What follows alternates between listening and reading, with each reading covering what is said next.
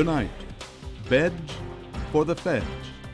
Your tax dollars are paying to transport thousands of federal detainees back and forth across the country. We spend about $3.5 million a day on pretrial detention. $3.5 million a day? Yes, and it's really based on the population explosion. An explosion that has meant new detention centers popping up all over the country, whether residents like it or not. We went to the county commissioner's court and we said, what's going on here? We hear you're building a facility in Encinal, and they said the decisions have already been made, it's too late. And a man working America's corridors of power to push a new policy for Israel. America is a staunch ally of Israel. The question now is, what's actually going to save Israel? And what's going to promote American interests in the Middle East? We'll bring you the news tonight on Dan Rather Report.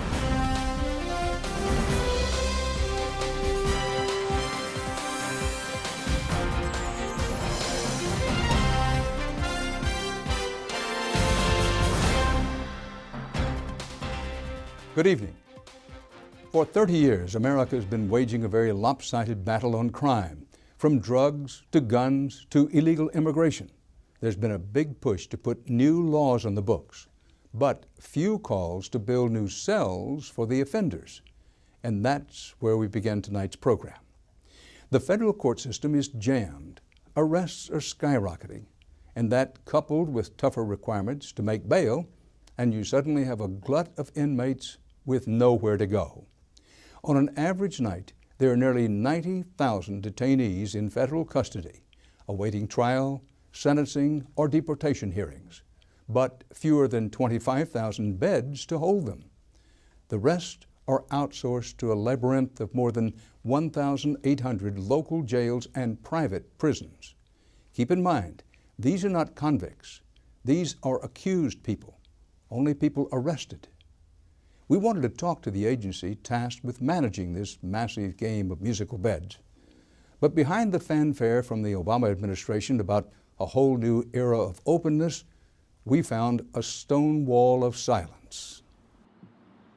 You've probably never heard of the Office of the Federal Detention Trustee, otherwise known as the OFDT. Based on the 9th floor of this office building in Arlington, Virginia, it consists of 23 federal employees managing a $1.3 billion annual budget. It was created to fix a detention system rife with turf wars and profiteering. They declined multiple requests for an interview or to show us the system they're charged with managing. So we went to one of the agencies the OFDT was created to help. In buses, cars, and vans, they come and go, winding through small-town streets, barreling down dusty highways, idling in rush-hour traffic, an ever-circling fleet of federal detainees. Every night, the U.S. Marshals are housing tens of thousands of detainees in a far-flung network of rented beds in local jails and private facilities. The Marshals Service has custody for about 2/3 of the total federal detention population. The people who've been arrested by the DEA, FBI, ATF, immigration authorities, any federal law enforcement agency. They stand accused of anything from gun running to racketeering to terrorism to getting into the country illegally. But the number one offense these people are locked up for are drug charges. Congress loves to be tough on crime, but doesn't pay a lot of attention to what that means after the high-profile crackdowns. And it's costing a lot of money.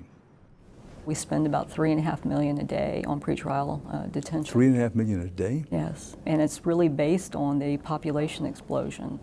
That explosion is managed by Kendra Simons, Assistant Director of Prisoner Operations for the U.S. Marshals. Simons was tapped for the post last August after 23 years working her way up the ranks from a district deputy. You know, the boots on the ground in the district, they're doing the hard work. You know, they're moving the prisoners every day. You know, they're doing the hooking and hauling and getting them to court and getting them back to jail and then to their final destination. Where do you house the detainees? We have approximately 65% of all of our detainees in state and local facilities. We have about 15% of our population in private facilities, and then the other 20% are held in pretrial detention areas of the Bureau of Prisons. Well, fair or unfair to say that you outsource a great deal of it? We do outsource a great deal of it. And there is no better place to see the outsourcing in progress than here at the Harrisburg, Pennsylvania airport, where on a recent Monday morning, a flotilla of unmarked vans and buses gathered on this tarmac to meet this stripped-down airliner for the weekly swap and trade of federal inmates. This morning in Harrisburg alone, there are hundreds of prisoners getting shipped and swapped. They might be heading to court or prison, or maybe just to free up some premium bed space for a new detainee. But who are these detainees? They run the gamut, whether they're terrorists to drugs or firearms, any different types of federal charges. We handle all the detention, the care, custody, the safe confinement of pretrial detainees once they are arrested by a federal law enforcement agency. Well, the key phrase there is pretrial detainees. Correct. These are not convicts. Well, they've been arrested and they are going before the court of law. It is a huge operation now. But moving detainees is not new. Al Patino worked in the Marshals Service for 25 years. He says even during his first posting in the early 1980s, local beds were in short supply. So several times a week, they were spending thousands of federal dollars to fly inmates on commercial flights back and forth to Hawaii. You buy airline tickets for everybody, you hook them up, you wait at the police station at the airport until your flight arrives, and in some cases we used to take as many as 4 or 5 inmates back and forth between the mainland. But Patino, who retired in 2007, says that throughout his career, no one ever questioned how much he was spending on detention. We knew that if we needed additional prisoner support money, that it wasn't the districts that needed to cry out, it was headquarters going ahead making the request from Congress to allocate additional funding for the prisoner support. And as far as I know, throughout the 25 years that I was with the Marshals Service, we received it. After Hawaii, Patino served in several districts, including El Paso, Texas, where he was supervisor of the Prisoner Services Unit. He says his office spent a staggering amount of money housing detainees in 14 different private and local jails, including the El Paso County Detention Facility. We were housing approximately 1,000 inmates between 2 facilities that were operated by the El Paso County Sheriffs. And during that time, I remember specifically signing checks between $2.5 to $3 million on a monthly basis for that county. It's all part of the cost of outsourcing, because despite being in charge of all these detainees, the Marshals Service doesn't have a prison bed to its name. Listen up for your last name. I'm gonna call you by your last name. You answer up for your first. At least to the outside eye, this looks like a pretty bizarre system. That the Marshal Service has custody of tens of thousands of people, but it doesn't own or operate any facilities of its own, does it? Why is it set up like this? History. The history began with the Founding Fathers, who created the Marshals Service to support and protect the federal court system. Nobody would have dreamed that original responsibility would grow into something so complex and expensive in the 21st century. I mean, we did over 900,000 prisoner productions last year in court. So, you know, 900,000? Yeah, we're really stretched. So stretched that last year, the Marshals Service only had enough manpower and beds to handle 7% of the arrestees picked up by the Border Patrol. The other 93% got lucky, shipped straight home without facing any of the criminal charges mandated by the so-called zero-tolerance crackdown. More often than not, the special operations and sweeps that mean big headlines for law enforcement agencies mean big headaches for the Marshal Service. They spend more than a third of their man-hours on detention. That workload can be seen here at the holding cells in the federal courthouses where marshals hold detainees brought in for hearings. The routine begins every morning with the crush of inmates lining up to load the buses and vans that will take them to the court. 10 more, 10 more.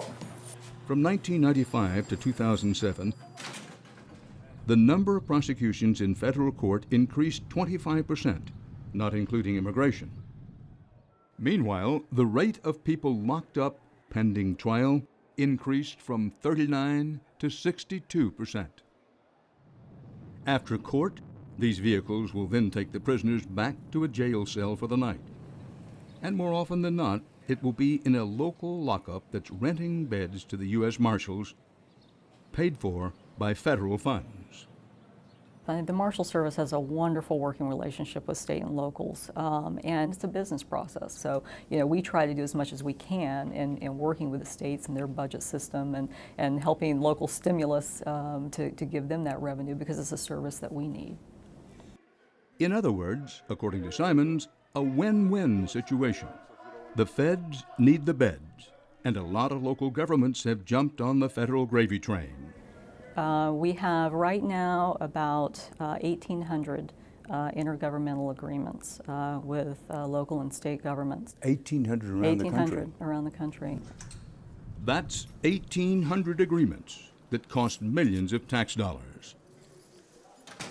With so few detention beds of their own, the federal government is very much at the mercy of the local market. Historically, they've been willing to pay whatever it takes to secure enough beds. And according to critics, sometimes more than it takes. For years, the Inspector General of the Justice Department has identified the detention system as one of their top 10 so-called management challenges. That same Inspector General's office conducted more than 30 audits of federal payments to local jails and private detention facilities. They said that nearly 30% of the taxpayer funds spent to house federal inmates in local and private jails, a total of about $60 million, were overpayments. When, as part of our investigation, we asked for full copies of those reports, the Inspector General told us that the Office of the Federal Detention Trustee had protested, claiming that the audits contained, quote, sensitive information that would, again, quote, compromise its goal of obtaining bed space at economical rates. So we filed a Freedom of Information request challenging the OFDT's protest. The Inspector General's office finally decided in our favor and provided the audits. Here is what the Office of the Federal Detention Trustee didn't want to reveal. The reports turned up millions in taxpayer dollars paid for things that had nothing to do with the housing of federal detainees. The questioned charges included Orleans Parish, Louisiana, charged $5,783 for a boat slip and $27,703 in dry ice for a haunted house. In Guam, they charged $29,120 for food and supplies provided for the governor's house. In Mason, Tennessee, it was $9,977 for sponsorship of a golf tournament and entertainment charges. My position is that historically the Marshal Service has not provided the necessary oversight to ensure that they're not overpaying on these facilities.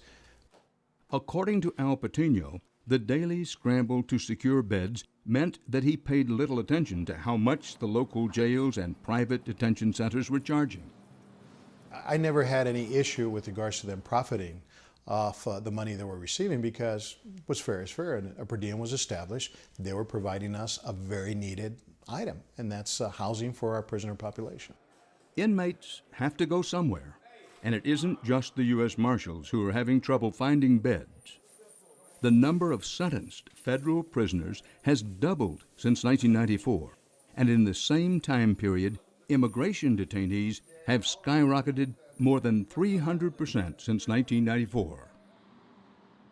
And that brings us back to the federal agency that refused our interview requests. In 2000, Congress created the Office of the Federal Detention Trustee in the Justice Department to act as a referee between the federal agencies dealing with detainees. At the time, many hoped a little more oversight would streamline the process. But instead of refereeing turf wars or containing costs, the OFDT has been thumbing its nose at the Inspector General, instructing the Marshal's Service not to attempt to collect the overpayments, and defending the profiteering, saying that paying a premium is what it takes to get the beds. Recent audits from the Inspector General show that the big profits continue. One jail in Caldwell County, North Carolina, was earning a 38% profit. Another one in Suffolk, Virginia, was making 74%. So it's no wonder that private prison companies and enterprising local governments are clamoring to get a piece of the pie. Right up next, we'll take you to Texas, where prison business is big business.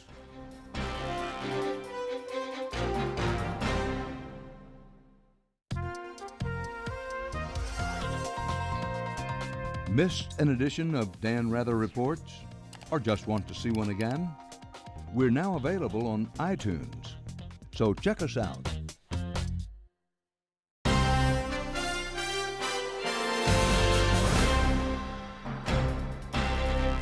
Welcome back. The surge in detainees, while a problem for the U.S. Marshals Service, has become very big business to what is commonly called the private prison industry. And that industry is booming nowhere like Texas. The boom has been especially strong along the border, where a new immigration policy has meant increasingly big business. But the private prison companies aren't doing it alone. They've found allies in the dozens of small rural county governments eager to get in on the action. This is about as close to the Wild West as you can get. We're in LaSalle County, deep in South Texas. Right now we're about 50 miles from the Mexican border. This country is flat as a tabletop, filled mostly with sagebrush, a lot of trails running through here. In the whole county, there are only 6,000 hardy souls, most of them farmers and ranchers, spread out over hundreds of square miles. And this is Encinal, one of the few towns in LaSalle County. There was nothing here but mesquite trees before the railroad laid tracks in the 1800s and it became a shipping center for cattle. The railroad's still here, but not much else. Like much of rural America, Encinal is drying up, and the county is desperate for revenue. The only thing growing around here is the cactus. Sean Chadwell is not from these parts, but he liked it here so much that he and his wife bought a home only a half-hour's drive from his job as an English professor at a local college. And he even served a few terms on the city council. So as a local politician in the know, he was surprised to hear secondhand about a new business coming to town. One day there was a groundbreaking, and some representatives came and other people came, and it was out there behind the truck stop, and they said, well, congratulations, Encinal, we're going to build you a detention facility. Is that the first you'd heard of it? That was pretty much the first I had heard of it, yeah, and that was in 2002. And so we began to ask questions after that. Questions like, why here? And who is paying for it? But with little notice to anyone in Encinal, down came the barbed wire, up went the razor wire. The LaSalle County Detention Center, a multi-million-dollar private facility, would soon be open for business. Big private business. We went to the county commissioner's court and we said, so what's going on here? We hear you're building a facility in Encinal. And they said, it's done, you don't need to know anything about it. They said, make an open records request if you want to find out what's going on. They said, the decisions have already been made, it's too late. And in no time it was built, and the inmates came. The private prison company tossed in a handful of financial incentives, like thousands of dollars for the local economy and the promise of jobs. That's been a profitable formula for private prison companies everywhere. Now, as we sit here today, how important is the for-profit prison and jail business? It has an enormous influence on criminal justice in this country. Michelle Deitch knows a lot about the private detention business. She's an attorney and a professor at the LBJ School for Public Affairs at the University of Texas in Austin. She's been cited for her work on criminal justice policy and the massive Texas prison system, including private detention operations in the Lone Star State. One of the private prison vendors, the last time I checked, it would alone be the 6th largest prison system in the country if it were its own state. So it is quite an influential segment. The argument that's put to me is, listen, that increasingly the federal government, particularly the federal government, but it needs more beds, partly because of tougher laws on immigrants, illegal and otherwise. So if they need more beds, and if a county can build a detention center and provide more beds, and it's for profit, this is America, we believe in capitalism, nothing wrong with making money, what's wrong, what's the big deal? I heard it said once that misery and profits don't mix, and I think there's some truth to that. When the goal is to make profits, the tendency is to cut corners, and you look for ways to save money. Well, the place where money can be saved most easily is in the form of staff. So a lot of these facilities are understaffed, or they're staffed by guards who receive much lower pay than they would in the public sector. In many cases, the going rate for guards in these private facilities is the rate of what they're paying at the local McDonald's or Walmart. Records we obtained from LaSalle County indicate the salary range for their private detention center guards in 2006 to be from about $14,000 to $20,000 a year. And according to a recent Texas legislative report, a 2008 survey of 7 private prison facilities found the guard turnover rate was more than 90%. That's right, 90%. And 5 years after the LaSalle County facility opened, they're serving up a dish of buyer's remorse down at the local cafe. We're going to promise you this and that, and nothing else has been delivered, other than the jobs. That's about it. They don't pay. It's too expensive. They don't get paid enough to get insurance for the family. It's just a job to get by, to pay your bills. The LaSalle lockup is operated by Emerald Correctional Management. That's a private company based in Louisiana. They refused our repeated request for information or an interview, so we can't tell you what it's like inside, how many guards or how many detainees to a cell. We can tell you no one inside these walls is serving hard time. Most, if not all, are federal inmates waiting to be tried or to be deported, and they could be here for days or even years. And how many beds in here? 500. And to my knowledge, it's 500. It may be 525. but who mostly is in those beds? Those beds are occupied by migrants. This is a facility that, I don't know if you're familiar with the situation now that immigrants coming across the border into the United States are being sentenced to do time.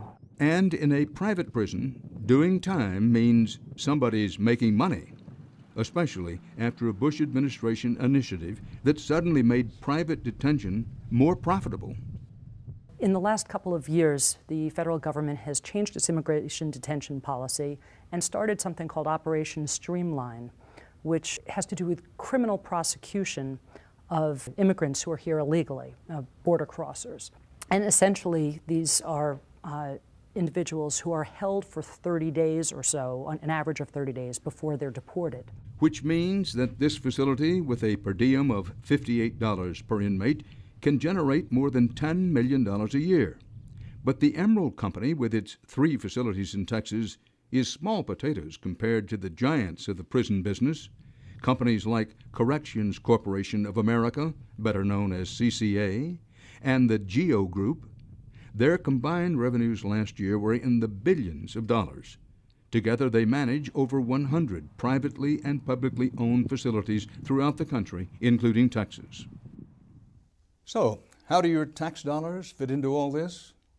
Between the U.S. Marshals and Immigration and Customs Enforcement, also known as ICE, The U.S. government's spending billions of dollars a year on detention, and small, impoverished counties like LaSalle, eager to make a fast federal buck, are borrowing millions to build new detention centers and hiring private prison operators to cater to the Fed's needs. In Texas alone, counties have spent over $500 million to finance the construction of these speculative detention facilities through the sale of a special type of municipal bond called revenue bonds. They don't require direct taxpayer approval. These bonds are sometimes used to build things like toll roads, airports, or sports stadiums. And it means the counties have to borrow money they don't have, but the private prisons business knows how to get it for them. My guess is this is part of a cookie cutter operation. And the cookie cutter is that a team comes into the county and says, have I got a deal for you? Kit Taylor is an economist and a former securities regulator, and he's a bond guru. At our request, he looked at the bond packages put together by several prison companies building in Texas. You've got unemployment, you've got issues, we have something that you might want, and we'll put together a team. You don't have to sweat anything. We'll do it all for you. We'll issue the bonds, we'll set up, do all the legal work, we'll do the construction, and our friends over here will manage the prison. No sweat for you. It's a turnkey deal. A sort of turnkey deal. And they will do that, and then so those guys, all those guys, construction company, bond underwriters, legal people, the people operating the prison, they all benefit. And in fact, our investigation found a group of companies are doing just that. Prison developers Corplan Corrections from Texas, the company Hale Mills Construction, also from Texas, bond underwriters Municipal Capital Markets Group, also from Texas, and Herbert J. Sims and Company from Connecticut. All these companies have worked together around the country, negotiating dozens of prison deals in the last 10 years. But suddenly, there are changes on the border that could be bad news for the private prison business. Operation Streamline and the weakened American economy have meant a dramatic decline in border crossings, down 27% over the past year, according to the U.S. government. Do I have any concerns? I guess if you have ever gone into business, there's always risk. Jose Aranda is the county judge just up the road in Maverick County. He advocated building a big 688-bed facility in the border city of Eagle Pass. As an entrepreneur, you never give up. You continue to strive to make it work. We do have a commitment to make it work, and that commitment is going to continue to be there. Maverick County is an area desperate for jobs, and the $43 million facility is already employing more than 100 people. And the GEO Group, the private prison operator, has, according to the county judge, spent $3 million on the community. The county judge in Texas is like the county supervisor in some states, but in order for Judge Aranda's county to make money off its detention adventure, there need to be inmates in beds. We only have 300 and something inmates. We're working very hard to fill it up, and I believe that we will. And right now, we're not seeing the full profits, let's say, but any new business that opens up is usually not profitable from the beginning. And I think we're going to see some profits from this venture this year.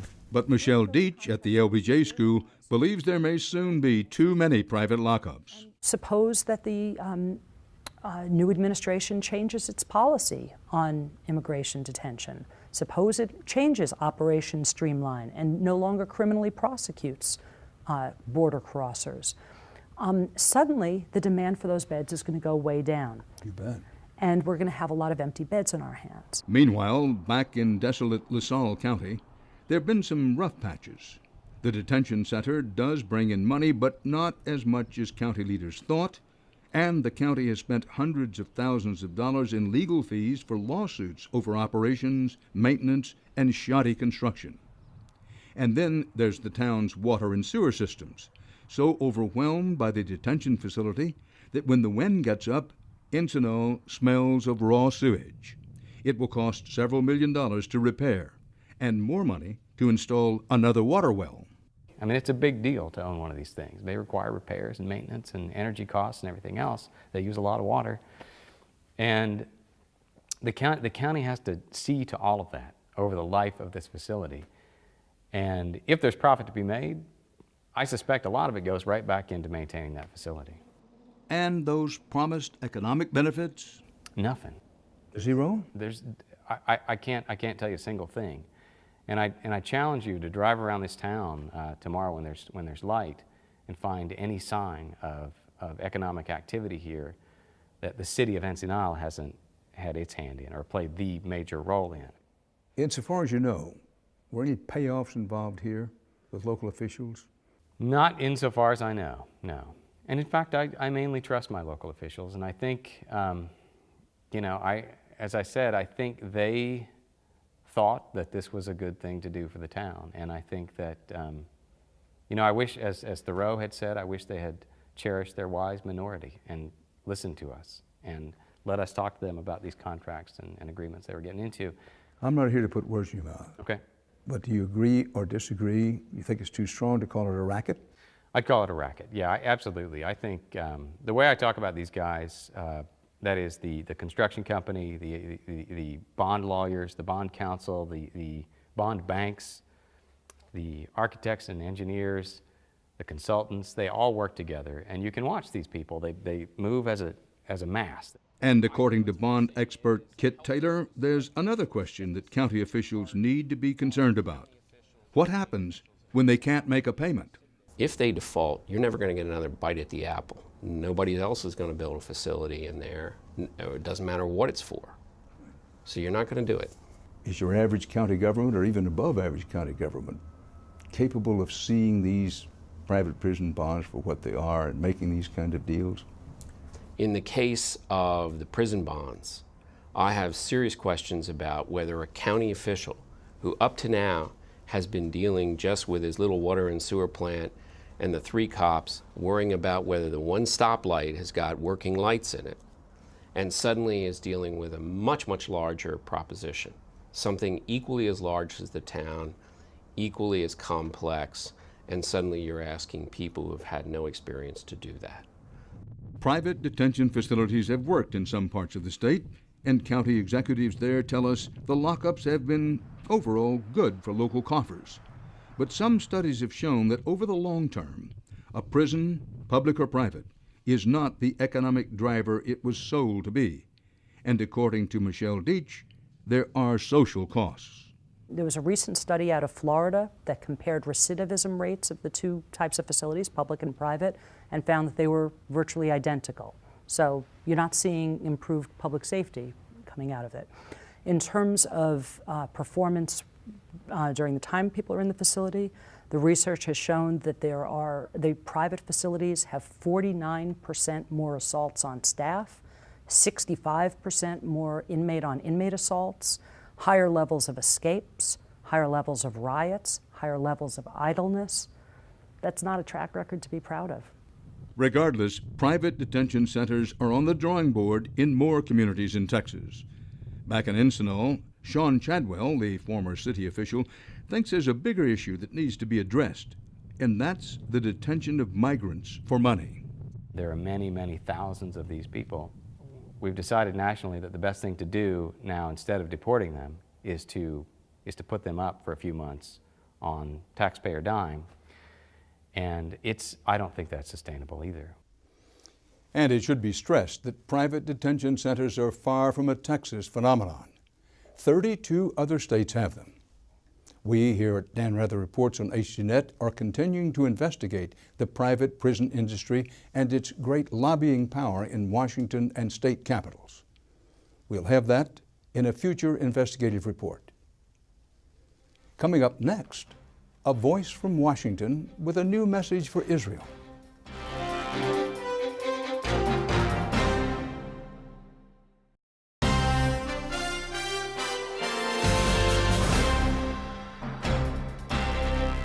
For our next report, we turn to the Middle East by way of Washington, D.C.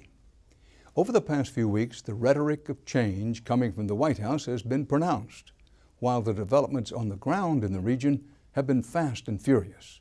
elections in Lebanon and Iran, President Obama's speech in Cairo, political debates within Israel. While no one can predict what the Middle East will look like when and if the dust finally settles, it's clear that, for better or worse, a new era has arrived. And as always, much of the focus will center around the Israeli-Palestinian conflict. So we thought it would be a good time to look back at a report we ran in January.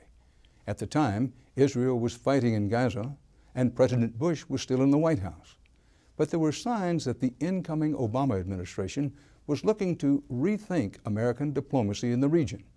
And there was a man already in Washington eager to make that happen. The leadership and some of the institutions that have spoken for American Jews have drifted to the right, while our community is a naturally progressive center-left community. And so the leadership and the voices they've been hearing in Washington are out of touch with the base of the American Jewish community. Jeremy Ben-Ami is a Washington insider who was a senior policy advisor to President Clinton. He's been in this town for 25 years, and he knows that whenever it comes to Israel, the voice from Washington is one of unequivocal support. Congress voted unanimously to back Israel's actions in Gaza. But Ben-Ami says the way we discuss the Israeli-American alliance needs to change. We're beyond the argument of, is the U.S. a friend of Israel? We need to move to a different question. Well, as the record clearly shows, the United States of America, the people of this country, overwhelmingly have supported Israel. The view that Israel is the arsenal of democracy in a very hostile part of the world. Is it your view that this, what I will call unquestioning support of Israel, has been a mistake on the part of our country? No. What I would say to people in the American Jewish community is we won that fight. America is a staunch ally of Israel. The question now is what's actually going to save Israel and what's going to promote American interests in the Middle East. And it's a different set of policies. I'm actually just between two congressmen's offices right now. Now, Ben-Ami is trying to convince official Washington that a different set of policies, ones emphasizing diplomacy over armed conflict, should be at the top of the American agenda. Ben-Ami says for years he kept hearing from Jews around the country asking why there wasn't a more prominent voice addressing their desire for more diplomacy in Israel. So eventually, Ben-Ami quit his day job as a political consultant to take up the cause himself. Last April, he founded an organization he called J Street. Well, tell me how J Street got its name. Well, the grid of Washington, D.C. has all the letters running from A to W, but there's no J. And so our analogy is that we are filling a void in the political map of Washington, D.C. He designed J Street to be an effective Washington player, part lobbying group, part political action committee. The lobby works with Congress and works publicly to promote policies and positions that promote Israel's security, that are promoting peace in the Middle East. And the Political Action Committee, independently of that, supports candidates and endorses them and raises money for them who are willing to stand up and take those pro-Israel, pro-peace positions. And what is the mission of J Street? Number one is to change the dynamics of American politics when it comes to Israel and the Middle East, to allow a more open space for policy making and for policy debate. When it comes to lobbying for Israel in Washington, this sleek office building is the epicenter. It's home to AIPAC, the American Israel Public Affairs Committee. They're a must-stop for presidential candidates and are considered the second most influential lobbying group in Washington after the NRA, the National Rifle Association. AIPAC has a reputation for pushing a conservative agenda, but still has the ear of liberal politicians. It has more than 100,000 regular donating members, an endowment of over $100 million, and offices in 18 U.S. cities. We wanted to hear AIPAC's view of J Street, but our request for an interview was declined. Now, many Americans are familiar with AIPAC. AIPAC's been around for a long while. For those who know about it, I think it's fair to say that they believe it is the pro-Israeli, American, but pro-Israeli operation for representing Israel's interest in Congress and elsewhere. Yes, and AIPAC's done a terrific job over 30 years. In fact, I think they've created the manual that lobbyists and folks who want to have an impact in Washington should read and study. I think they do speak for a large number of the American Jews in this country on a wide range of issues. In our view, we are not setting J Street up to be in any way anti-AIPAC or an alternative to AIPAC. We believe that the agenda of peace and an agreement and a diplomatic settlement, a diplomatic resolution to all of these conflicts that have blown up yet again in the last 2 weeks, that is the only route to really secure Israel's long-term interests. And we feel nobody has actively promoted that sufficiently and has created the space for policymakers here to promote that. That's what J Street's about. It's not anti or pro any one organization. We have an agenda and a way of getting it done. Well, we're going to see Halverson on Thursday, so I don't feel as... let's definitely do Shingri. Hey, good to see you. Good to see you again. Yeah, thanks. Oh, is there a price? There's a price op-ed? Let's keep walking. Huh? We're in the halls of the Longworth House office building, and today is the day that the new members of Congress are getting sworn in for the 111th Congress. And they're all having open houses. They're having their constituents and friends and supporters come by to congratulate them, and it's our chance to say hello and say congratulations to the people that our independent PAC supported in the last cycle. A new political season is coming into focus on Capitol Hill, and a lot has changed since the last time Congress convened. Democrats now have a solid majority in both chambers. A new president is about to be sworn in, and Israel is fighting in Gaza. We have time. Yeah, we have time. We can do one more. Look, chiefs of staff are, 28, 29. So. Education, Israel, we've got to be able to... Ben-Ami has his pitch ready for the members of the new Congress. As we have learned in Iraq and we've learned in other wars and conflicts, you can't necessarily defeat a political challenge and a movement through military means. And so the congressmen and women are trying to understand how should we talk about this to both show our support for Israel but express the nuance and the complexity of the moment. And we're trying to help with that. What is the exit strategy if you decapitate Hamas? There's been a tradition in the Congress which has been very supportive of Israel, and I share that position. California Representative Lois Capps is one of the 41 candidates endorsed by J Street in the last election. 33 of them won their seats in Congress. In order to support Israel, we also want to support the Palestinians, and that's where there may be somewhat of a parting of the ways. To support the Palestinians humanitarily, and in their right to be a state in a two-state solution for the conflicts in the region is not universally shared in the Congress, and perhaps I would also say then in the country. So the positions that J Street has taken with respect to a two-state solution, I embrace because that's something I share. J Street's impressive arrival on the Jewish American political scene captured some attention in the press. The Forward, a respected independent Jewish newspaper, named Jeremy Ben-Ami one of the 5 most influential Jews of 2008. I think that the launch of this new lobbying spokesperson was greeted a little skeptically by people. Jane Eisner is the editor of The Forward.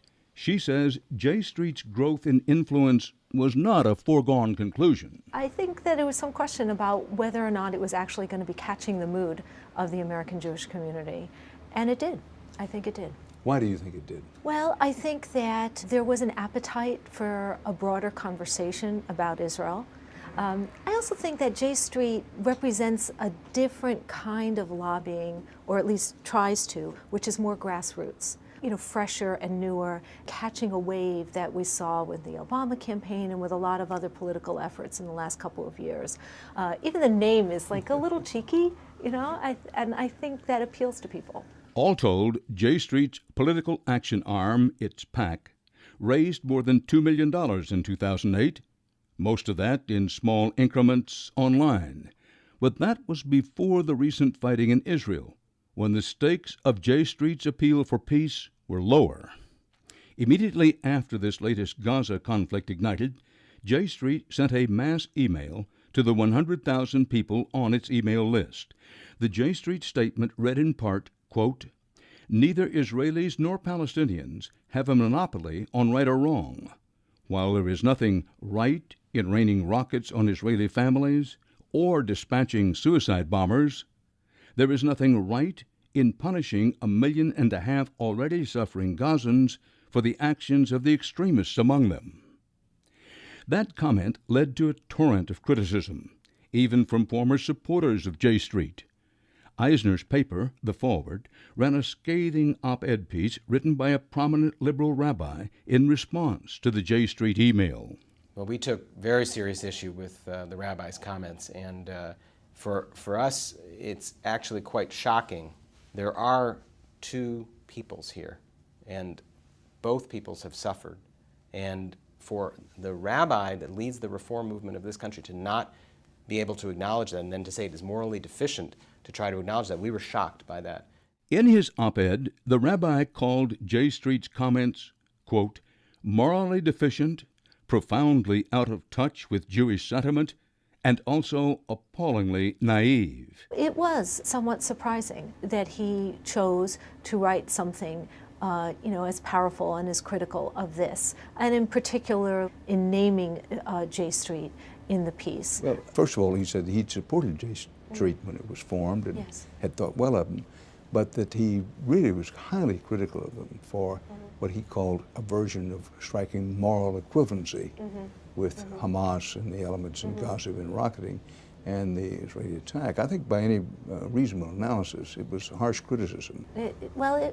J Street. It was, and I think it honed in on a particular part of the J Street statement initially that did appear to create this equivalency. And, that's very troubling for many people. All of us should be pained to the bone that hundreds of people, apparently many civilians, have died so far in this war. But we also have to recognize that for 8 years, the people in southern Israel were terrorized. Did many of them die? No.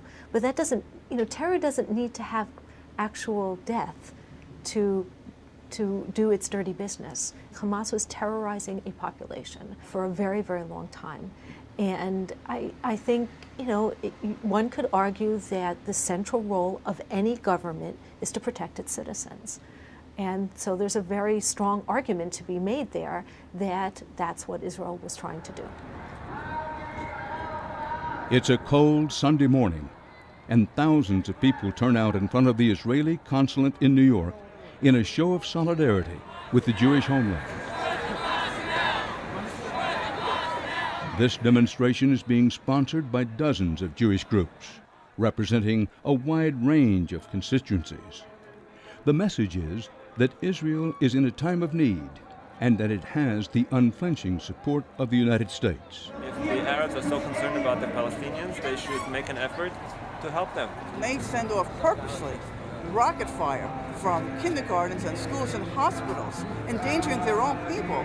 They're doing, Hamas is like a Nazis to their own people. It's horrendous. They don't value life. Hamas is like a culture of death. Look, when it comes to Israel, the Jewish community in America is like your family. So you complain about each other all the time with each other or on the phone with your sister-in-law. But then if someone is somehow attacking your family, you rally round. And I think that there's this always been this tension in the Jewish community in America when it comes to Israel, whether it's the Israeli government's policies or other things going on there, to try to both be supportive, but also to be, a loving critic. And that, tension has folks feeling that they can't really criticize the government in the same way in which, frankly, we know there's an incredibly lively debate in Israel all the time about the government's policies, who's ever in power. You've said that the right wing of the Jewish American community has, and I use your word, hijacked the debate about the Israeli-Palestinian conflict and controls what it means to be pro-Israel. Can you give me a few examples of this hijacking and control? The way in which a policy argument and a debate over what's actually best suddenly becomes a name-calling exercise where you are anti-Israel or anti-Semitic, which I've been called many times now in the past few days in particular. That's not a rational debate. And so by creating that atmosphere in which people are afraid to actually speak their minds, to talk rationally, that, to me, is hijacking the debate. When this program is over, and people say to me, which I expect some will, Dan Rather, you talk to this guy with J Street. He seems reasonable, he seems intelligent, he certainly seems a supporter of Israel, but he doesn't understand that with Hamas and Hezbollah, that to negotiate with these kind of stone cold killers is a dead-end street and extremely dangerous for Israel. What am I to say to them? Well, I think that it requires a bit of nuance and sophistication to actually deal with this complex situation.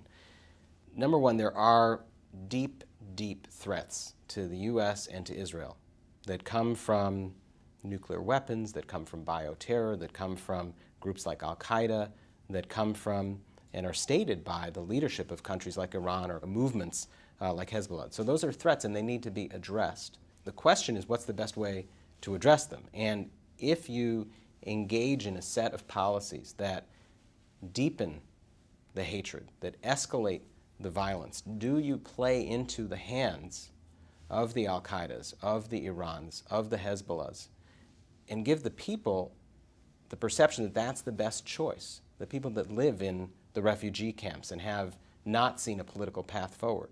Wouldn't we be draining the swamps of terrorism if we actually followed a political path by creating the alternative that the people there will choose? And we have to give them a hope of a future, and we have to give them a political way to achieve what they want, which is their independence and their freedom.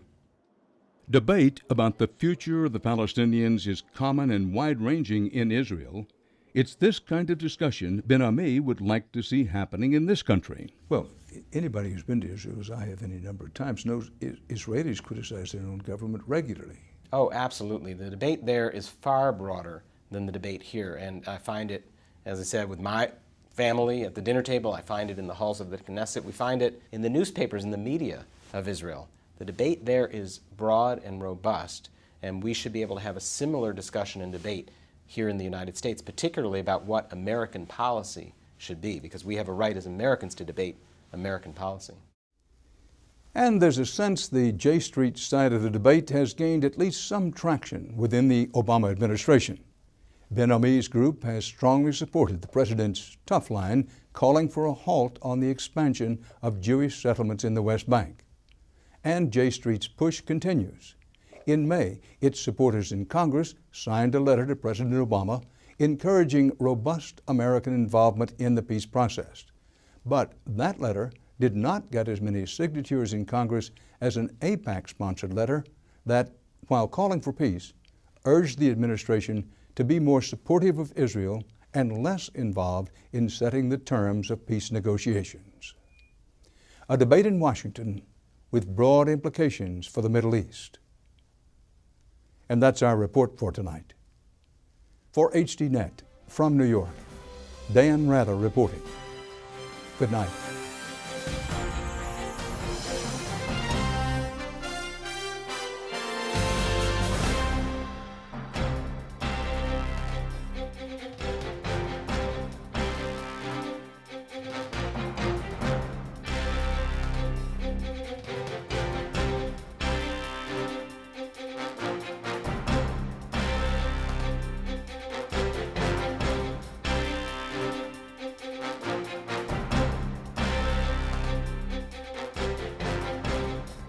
If you would like to add your name to an email list for information on upcoming programs, or if you would just like to send a question or comment, please email us at viewer@hd.net.